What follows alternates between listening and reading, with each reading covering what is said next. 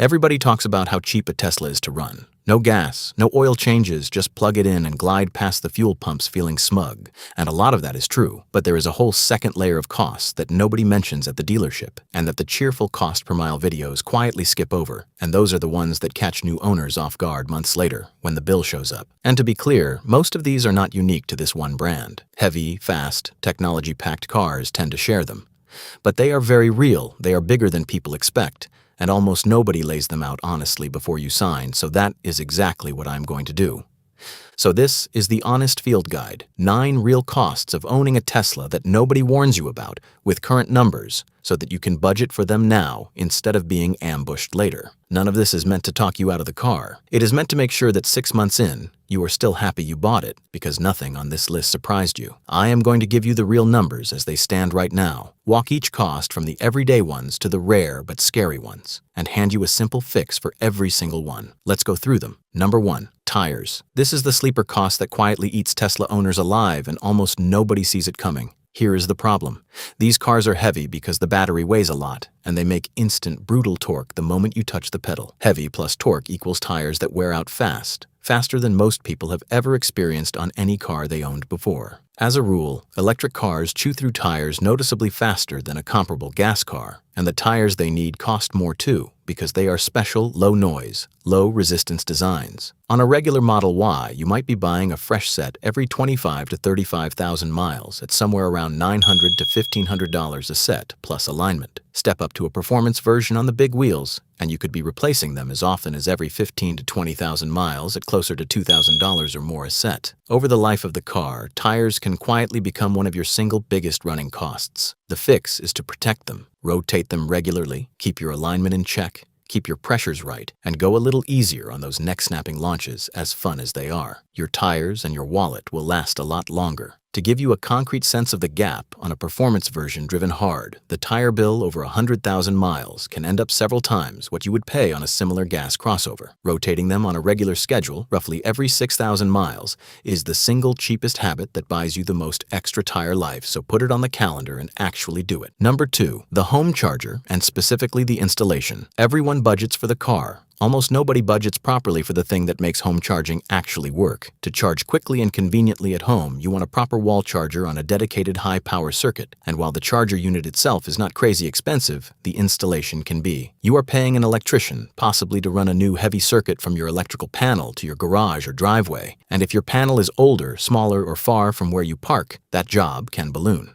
Some people get it done for a few $100s. Others discover their home needs an electrical upgrade and the bill runs into the thousands. The fix is to find out before you buy the car, not after. Get an electrician to look at your setup and give you a real quote, so the cost of charging at home is a known number going in, and not a nasty surprise the week your new car arrives. And if that quote comes back high, that is genuinely useful information, not bad news. It might change which charging setup you choose, or factor into whether this is the right moment to buy. Far better to know it before there is a car in the driveway you cannot conveniently charge. Number 3. Insurance, and the shock that arrives the month after delivery. This one genuinely stuns people. Electric cars in general, and these models in particular, are among the more expensive vehicles to insure, and the reasons are baked in. They cost a lot to replace, they are expensive to repair when damaged, and the parts and specialized labor are in tight supply. Industry data has shown electric vehicles costing meaningfully more to insure every month than a comparable gas car, and full coverage on a popular Tesla can run several $1,000s a year, more in some places. The fix is the easiest money you will ever save. Get real insurance quotes on the exact model you want before you commit to buying it, and shop around, including insurers who actually specialize in electric vehicles, because the gap between a good quote and a lazy one can be hundreds of dollars a year. Every year you own the car. It helps to understand why the premiums run high, because it is not random. Insurers are covering a car that is expensive to replace, expensive to repair, and built from parts that can be slow and costly to source. Stack those together, and the monthly number climbs. There is also a company-run insurance option in some areas that prices you on how you actually drive, scored by the car itself, which can reward a careful driver but just as easily punish a heavy-footed one, so read the fine print before you opt in. Number 4. Depreciation. The biggest cost that never sends you a bill. Here is the one the cost per mile crowd loves to ignore. Picture the proud owner at a dinner party telling everyone he drives for just a few cents a mile in electricity. What he is not mentioning is that his car may have quietly lost many thousands of dollars in value over that very same year. far more than he ever spent on electricity. Depreciation is invisible because no one ever hands you an invoice for it, but it is almost always the single largest cost of owning a newer car. And these cars have shed value faster recently as prices and incentives have shifted. The fix is to think about it on purpose. If you are buying, consider letting someone else absorb that brutal first year of depreciation by buying a gently used one. And whatever you buy, go in understanding that the real cost of ownership is the gap between what you paid and what you can sell it for later, not just the electrons you put in. Put bluntly, you can charge on the cheapest electricity in the country and still lose far more money to depreciation in a single year than you ever save at the plug. That is not a reason to panic. It is a reason to buy the car at the right point in its life. The steepest drop happens early, so a car that is already a year or two old has taken the worst of the hit, and you simply get to skip it. Number 5. The subscriptions that turn your car into a monthly bill. We are used to paying for a car once. These cars increasingly work like your phone, with features that live behind a monthly fee. The connectivity package that gives you live traffic, satellite maps, streaming music, and video over the car's own connection is a small monthly charge, often around $10 a month, and only basic navigation comes free. The advanced driver assistant software is now mainly a subscription too, and that one is not small, running around the price of a nice dinner every single month.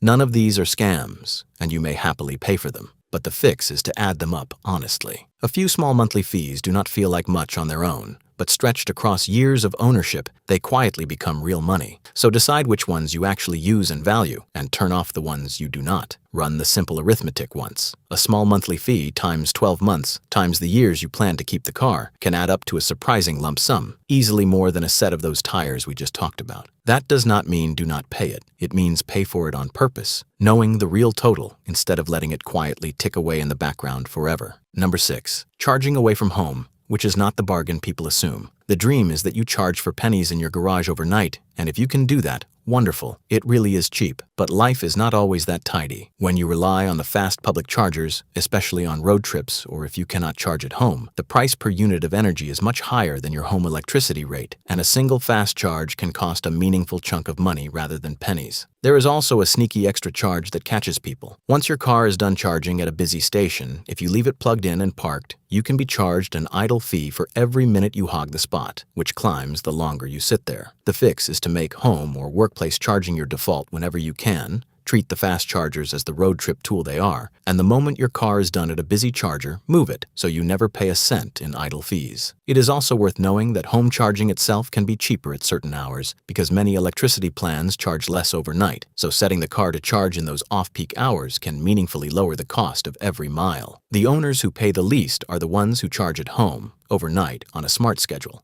and only touch the fast chargers when the road actually demands it. Number 7. Out-of-warranty repairs, the cost that is low for years and then spikes. Here is the honest shape of Tesla ownership. For the first several years, while everything is under warranty, your costs really are wonderfully low, often just tires and wiper blades and cabin filters, and these cars genuinely rank among the cheapest to maintain. But the moment you roll out of warranty coverage, the picture changes from steady to spiky. Most years are still cheap. Then one year, something expensive lets go. A suspension component, a piece of the climate system, the electronics, the main center screen, and you are suddenly staring at a bill of anywhere from a few hundred to several $1,000s because the parts and the specialized labor are not cheap. To put rough numbers on it, the main center screen failing outside warranty can be a 4-figure repair. A door handle or window mechanism can run a few $100s per door, and a serious suspension job can climb well into the thousands. None of it is likely in any single year, but across enough years, something usually comes up. The fix is to plan for the spike before it comes. Once your warranty ends, quietly set aside a small repair reserve each year, on the order of several $100s, into a savings account you do not touch. Most years you will not need it. The year you do, you will be enormously glad it is there, and a surprise repair becomes a non-event instead of a crisis. Number 8. Body and collision repair, the reason your insurance is so high in the first place. This is the cost that turns a minor accident into a major headache. The very things that make these cars special, the aluminum-heavy construction, the clever integrated design, also make them expensive to fix when they are damaged. And there are far fewer approved body shops than there are for ordinary cars, so you wait longer and pay more. A simple parking lot bump can easily turn into a bill north of a couple $1,000s.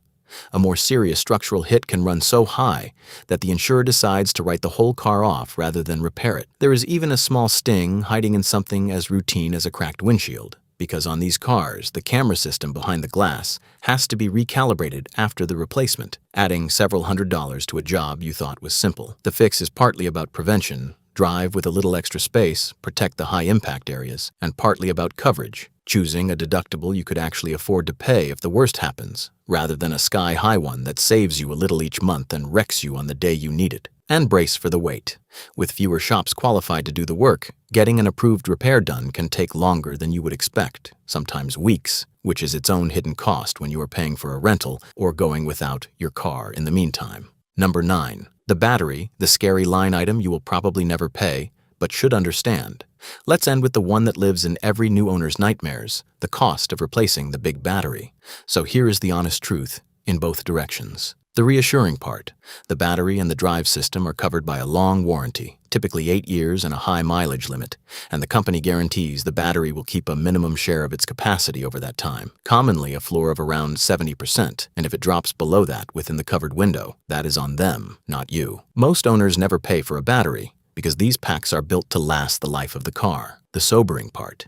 If you are unlucky or you are buying an older car well outside that warranty, a replacement is genuinely expensive, ranging from a few $1,000s for a smaller repair up to the neighborhood of $20,000 or more for a full pack on a larger model with labor. The fix is perspective plus preparation. Do not lie awake over a bill you will most likely never see. But if you are buying a high-mileage car or keeping yours deep into old age, get the battery's health checked. Know where you stand, and factor that long-term risk into the price you pay and the reserve you keep. This is also exactly why a battery health check matters so much on a used car, because it turns that vague fear into a known number, and a known number is something you can actually plan around. So let's bring it all together, because the theme is simple and freeing once you see it. Owning one of these cars does not make costs disappear. It moves them around. You trade gas for electricity, oil changes for tires, the repair shop for software subscriptions, and cheap bodywork for specialized repairs. None of these costs is a reason not to buy. They are simply the real picture, the one the showroom and the cheerful highlight reel leave out. Add them up, and the true cost per mile of one of these cars is a good deal higher than the electricity bill alone suggests, though for many people it still comes out ahead of an equivalent gas luxury car once you count the fuel and maintenance you are no longer paying for. The point is not that it is expensive.